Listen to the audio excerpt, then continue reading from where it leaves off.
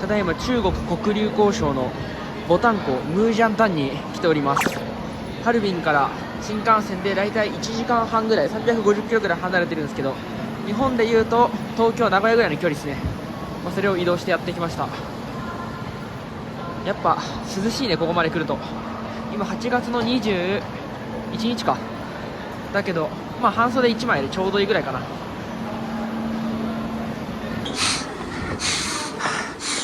なんかほのかにゲロ臭いな。くせえな、なんかくせえ。なんだこの匂いは。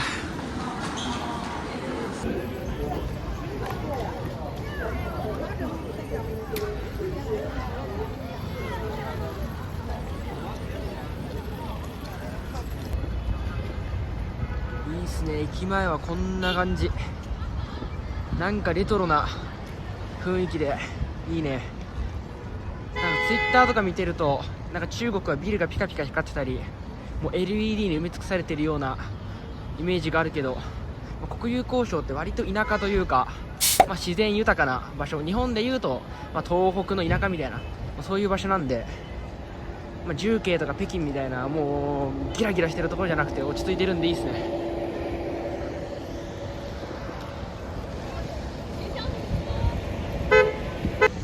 とりあえず宿向かいますか。中国語でホテルは酒店って言うんで、ここら辺はホテルだらけですね。あれも酒店、酒店、酒店、あれも酒店、酒店、あれも酒店、酒店。今回撮ったのがだいたい歩いて3分ぐらいかな。多分このビルの裏側ぐらいにあると思うんだけど、結構評判良くて安くて、今回個室なのかな、結構いいとこ撮りました。2泊でだいたい4000円ぐらい、1泊2000円ぐらいかな。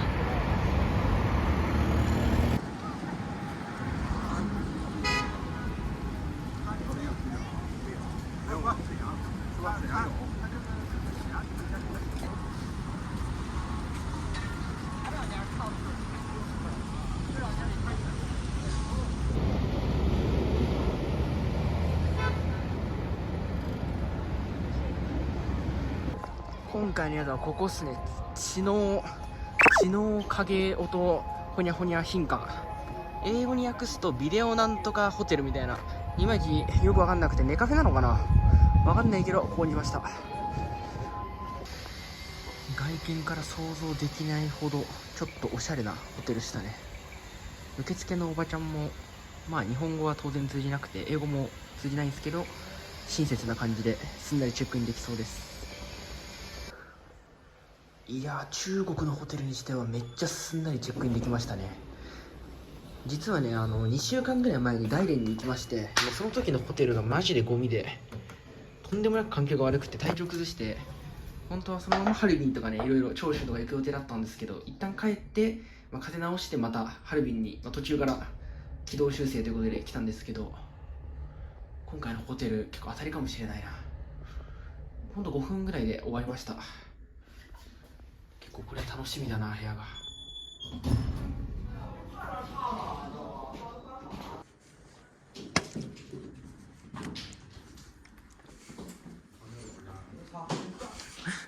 怖っ。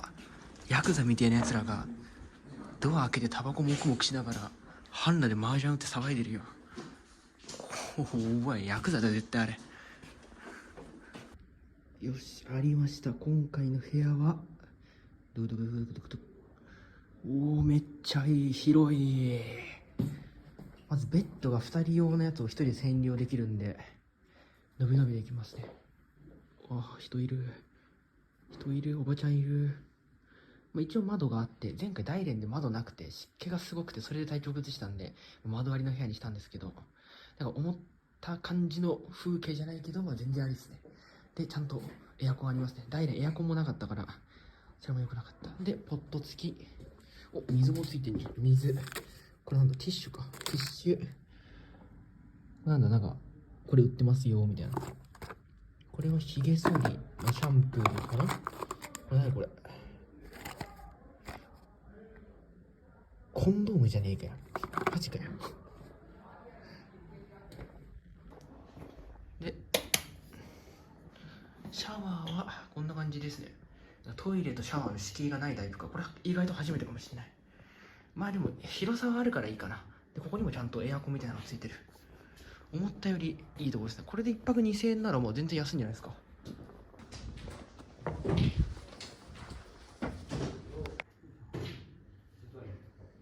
我没有要现抓的就走，没有啊！我操，家庭交配。我这有意识。風呂入ったら寝落ちしちゃって、なんか12時ぐらいになってましたね。ちょっと腹減ったんでなんか食おうと思います。あとスーパーで適当にコンビニか買い物しようかな。やっぱ涼しいですね。ここら辺は日本だともう宗谷岬ぐらいの緯度になるんで、半袖だとちょっと肌寒いぐらいです。だいぶ静かですね。大連とかは、夜出歩いてないけど割と人がいるような雰囲気だったんですけど、ここはいないことはないぐらいですね。綺麗。やっぱロシア感すごいね。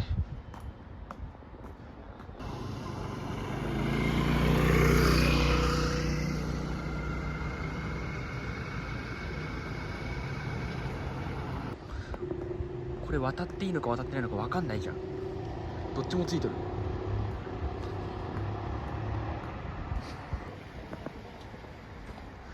15分ぐらいここら辺散歩したんですけど、本当に特に見どころないですね。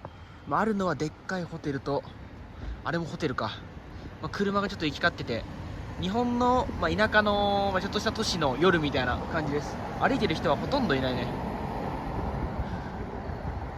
大連とかだと、夜中でもラーメン兄弟っていうチェーン店があったり、ご飯食べれるとこ簡単に見つけられたんですけど、本当今1軒2軒、本当駅前のちょっとしたあそこら辺ぐらいにしかないので、ちょっとこの先行っても何もないかもな。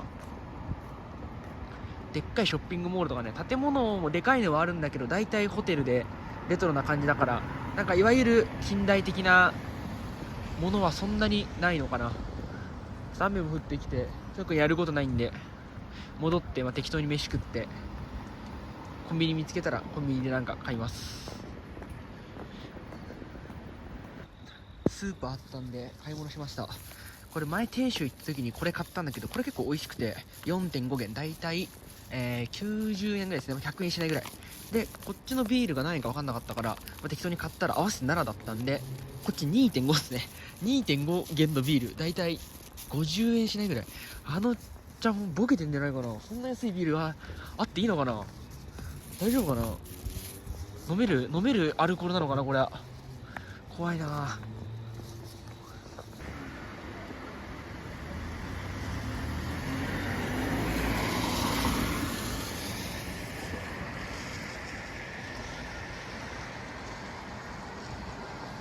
飯屋やってると思ってたら、ここしかやってそうな雰囲気なのなくて、店員さんに聞いたらもう終わってましたね。誰ももういないんで。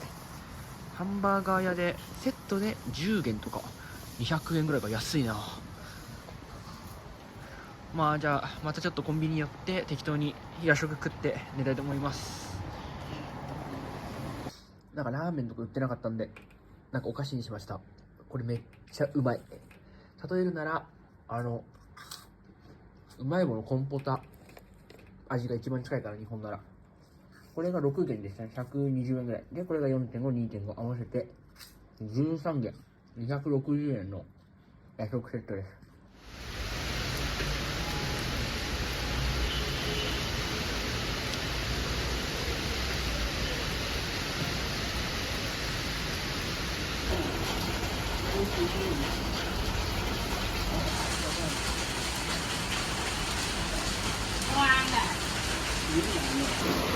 今日の朝ごはんは中国風焼きそばかな。これは麺は太めで、味はなんか薄い焼きそばみたいな、モンゴルで食った焼きうどんみたいな感じですね。ちょっと朝から食うには重いかな。味は美味しいけど、本当は今日は脅迫湖とか抗日戦争の歴史のなんかところとか行こうと思ったんだけど、雨が結構えぐいんで、止むまではホテルでのんびりしようかなと思います。ごちそうさまでした。お腹いっぱいです。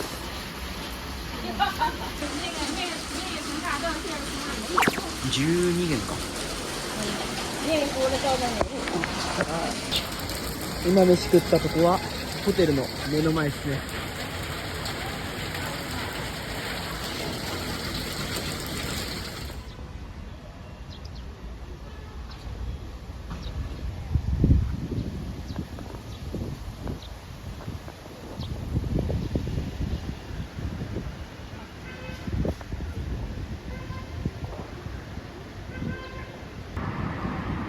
一眠りしてたら雨上がってたのでちょっと散歩したいと思います。ここら辺あそこが宿なんですけど、広場になってて、なんか犬を放し飼いしてたり、あっちの方には鶏が歩いてたり、なんか動物がたくさんいますね。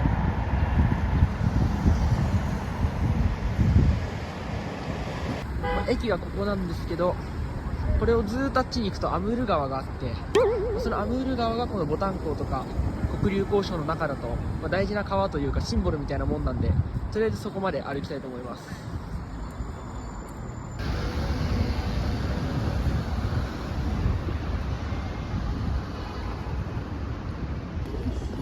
大連で食べためっちゃうまい餃子屋がある。でも東北の方で強いって言ってたから、こっちにもやっぱりありますね。ここら辺がおそらくショッピングセンターとかそういう意味合いでの中心部になるのかな。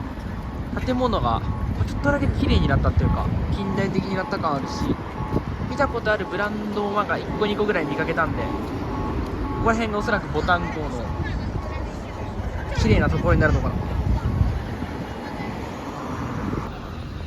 あっちにはスタバとケンタッキーがあって、こっちにはマックがある。でも思ったよりこういう国際ブランドもあるんですね。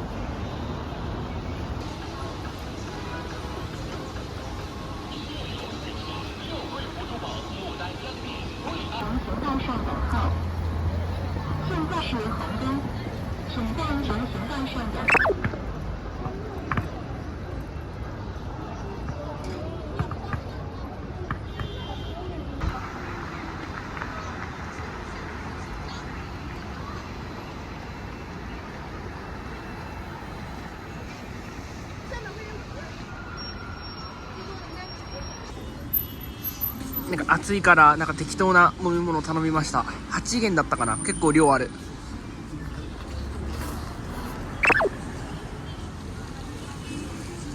なんだこれは、タピオカとナタデココの中間みたいなやつだけど美味しい。ここら辺はカフェ通りとスポーツショップの通りかな。通りごとに結構特色が出てるんで分かりやすくていいですね。こっちはメガネ通りだ。アイメ眼科、アイメ直ほにゃなんとか中心ほにゃメガネ、あれもなんか焦燥機材、焦点を合わせる的なやつだな。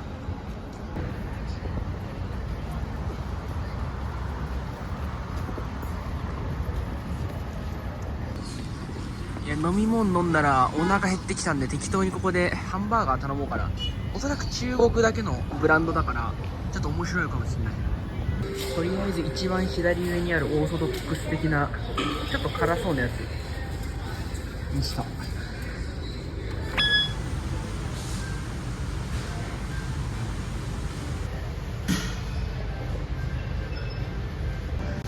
来た来た。メイドインチャイナ中国ほにゃ。ハンバーガーのパンの形としては見たことない形してるけど、四角だな四角。中国ハンバーガーもうまいっすねこれ。なんかめっちゃ衣がサクサクしてる系のチキン系のハンバーガーで、なんかポパイの劣化版みたいな味してますね。そのハンバーガーの平均点を50点だとして、ポパイが100点だとしたらこれは70点とかなんで、これは褒め言葉です。これ240円だからバグってるような、ほんと頭おかしくなりそうなぐらい安いです。だってこれが160円、これが240円、合わせて400円のセットで満足です。ごちそうさまでした。ちょうどいい軽食です。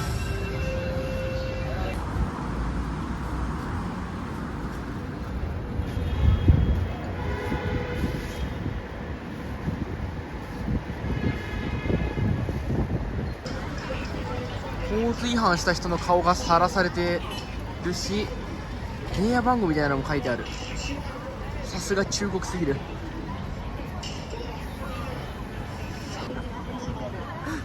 しかもこれちゃんと顔を消すっていうより、ここの電光掲示板だけ表示されないようにしてるから、右のやつ思いっきり顔出てるじゃん。悪っ。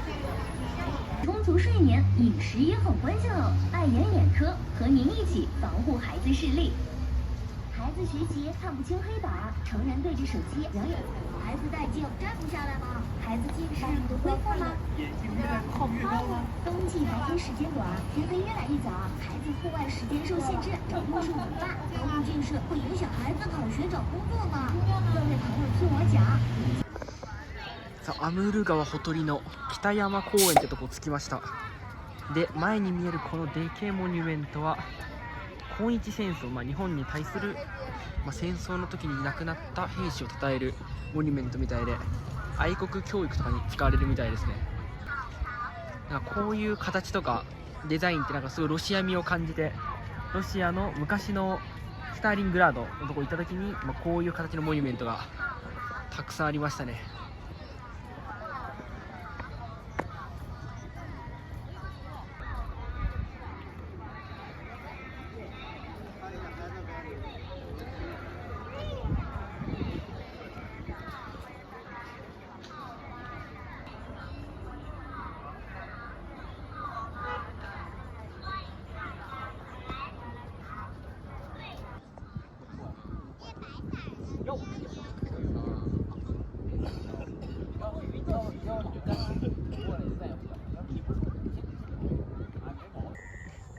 ボタン港のボタン港着きました。ボタン港ってのはもともとこの川を示すみたいで、この川はもっと大きいアムール川に流れてるみたいですね。最初ここがアムール川だと思ったんですけど、アムール川はもっと北の方にあるみたいです。で、このボタン港がなぜボタン港と名前かっていうのは、なんかいろいろ諸説があるみたいなんですけど、満州語系とかツングース語系とかそっち系の、ボタンイコール曲がりくねるとか、そういうのが由来みたいです。つまりこの川がくねくね曲がりくねってるから、ボタン港と呼ばれてて、それがさらに町の名前になったみたいです。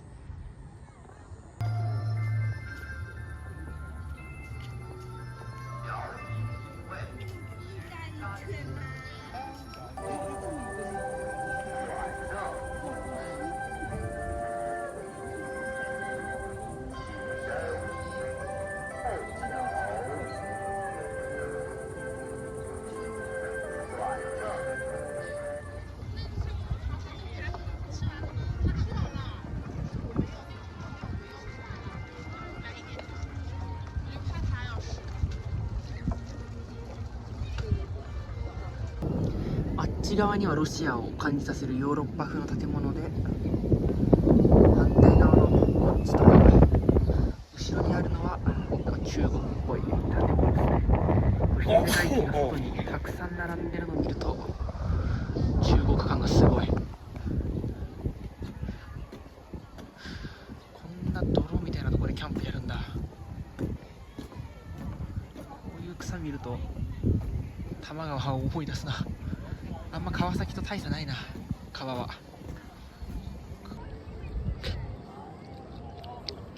特に味しないエビじゃない、羽だ。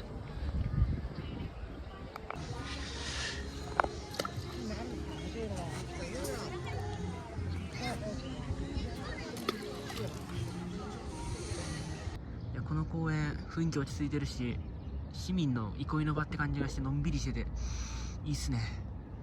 じゃあちょっとお腹減ったんでちょっと街の方戻ろうと思います。大体駅からここまでが45分ぐらいですね、歩いて。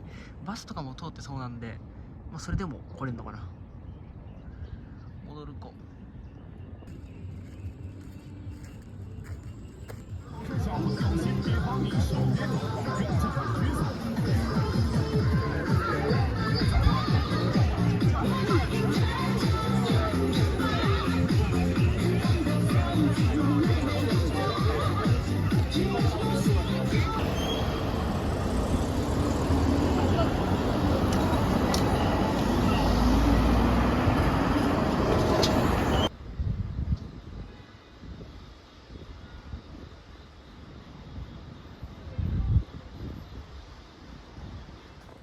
さあ、夜9時ぐらいになりました。さっきまでちょっと散歩してたんですけど、そこでルームキー落としてちょっとわちゃわちゃしてフロントと揉めたんで、この時間になっちゃいましたね。じゃあ飯食いに行きますか。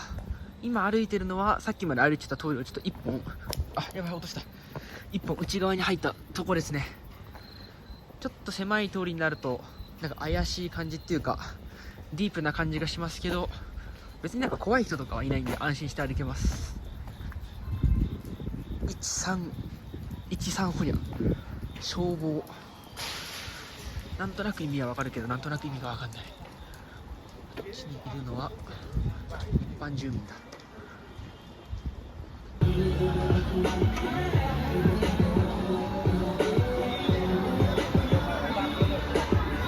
なんかまだ金払ってないのに味見なのか1本くれました。よくわかんないな。合わせて12元でした。3つでもう1個食べちゃった。お腹空いてたから。いただきます。とりあえず屋台の串焼き、こっちは焼き鳥でいうと皮、こっちが、がっつり肉みたいなやつで美味しいですね。普通に美味しい。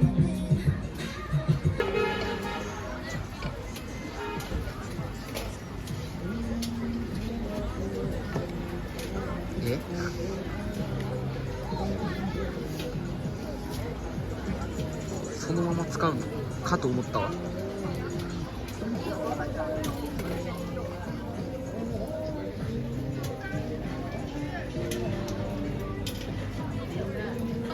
今度はたこ焼き買いました。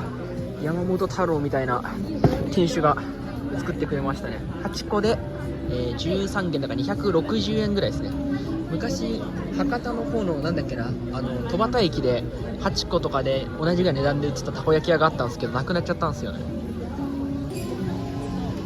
だからね、見た目はたこ焼きなんだけど中身はちょっとドーナツ感のある、なぜかちょっと甘くてタコの入ってない小麦粉の素揚げになんかトッピングしたみたいな、たこ焼きになりきれてないたこ焼き。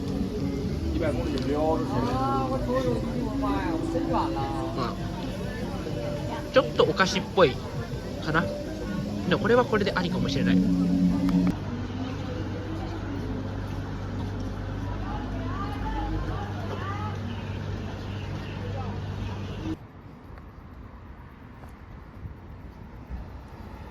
今朝の5時半過ぎです。昨日の昼の方行った公園とは反対側にもう一個ちょっと有名な公園があるんで、ここから駅の反対側ですね、歩いて1時間ぐらいのところにあるんで、ちょっと朝散歩がてら行きますか。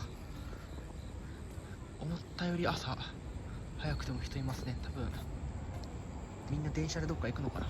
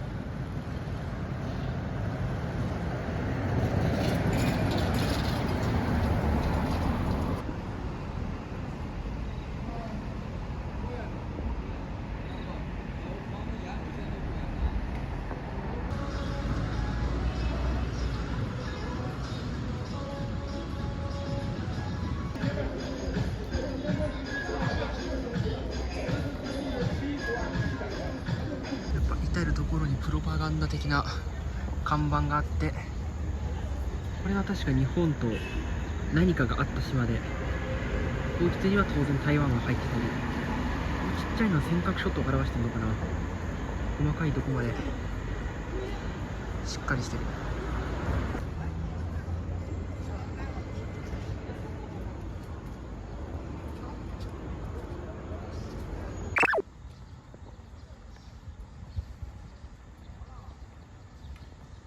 やっぱこっちの公園もこういうレリーフと抗日なんとかかんとか、おそらく戦争で死んだ人を称える慰霊碑的なのがあります。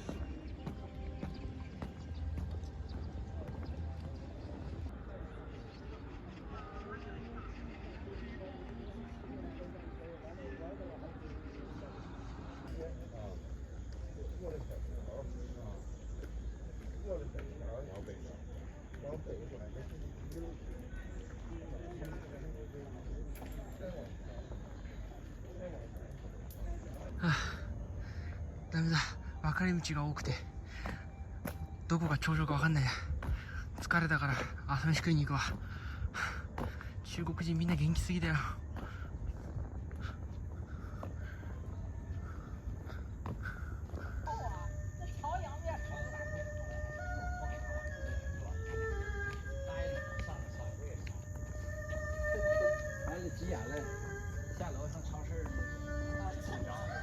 中国後ろ向きで歩く健康法でも流行ってんのか。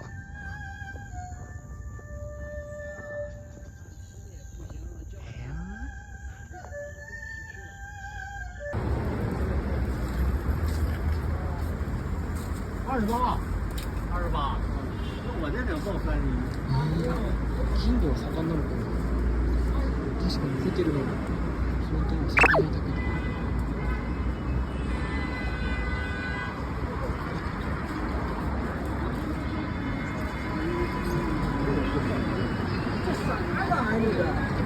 どれもこれも綺麗だ。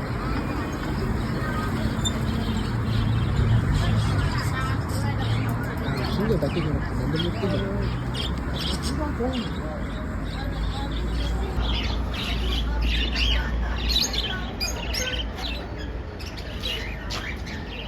はい、いかがでしたか。ボタン港、だいたい2日間48時間ぐらい旅行してきました。まあ雰囲気で言うと日本の東北とか北海道の地方都市に近い感じで、ゆったりまったりしてるところですね。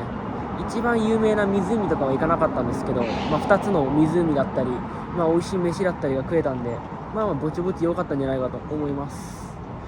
じゃあ次は京成、鶏西って書くところなんですけど、さらにちょっと北東の方に行ったロシアに近い都市に行ってきますんで、お楽しみに。